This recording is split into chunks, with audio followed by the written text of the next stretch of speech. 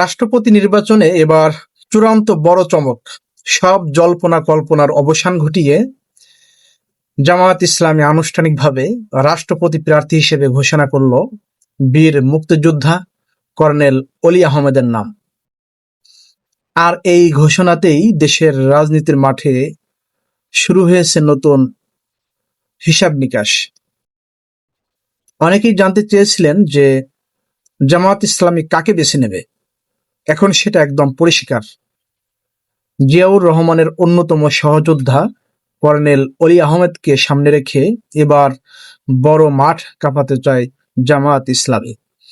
৩৫ বছর পর কোনো বিরোধী দল হিসেবে রাষ্ট্রপতি পদে এমন সাহসী সিদ্ধান্ত সত্যিই রাজনীতির মোড় ঘুরিয়ে দেওয়ার মতো। এখন প্রশ্ন উঠতে পারে, কর্নেল অলি তো একসময় বিএনপি করতেন, তাই না? কিন্তু তিনি জামায়াতের প্রার্থী হওয়ায় বিএনপির এমপি বা ভোটাররা তাকে কেন ভোট দেবেন?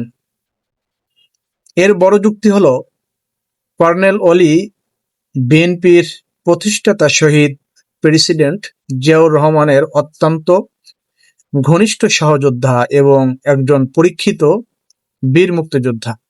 তাছাড়া বিএনপির অভ্যন্তরীণ লবিং বা গ্রুপিং এর কারণে যারা দলের নির্ধারিত অন্য কোনো নাম নিয়ে দ্বিধায় আছেন, সেই জাতীয়তাবাদী ও দেশপ্রেমিক ধারার এমপিরা জিয়াউর রহমানের এই পুরনো সহযোদ্ধার প্রতি আবেগ এবং শ্রদ্ধার জায়গা থেকে তাকে ভোট দিতে পারেন বলে আমি মনে করি। এই সমীকরণটাই খেলা জমিয়ে তুলতে পারে। রাজনীতির ময়দানে এমন শক্তিশালী প্রার্থীর উপস্থিতি লড়াইটাকে ভীষণ জমজমাট করে তুলবে, এটা নিশ্চিত। আপনাদের কি মতামত? কর্নেল অলি আহমেদের এই প্রার্থী হওয়াকে আপনারা কিভাবে দেখছেন? কমেন্ট করে অবশ্যই জানাবেন। রাজনীতির এমন আরো আপডেট পেতে সাথেই থাকুন। আল্লাহ হাফেজ।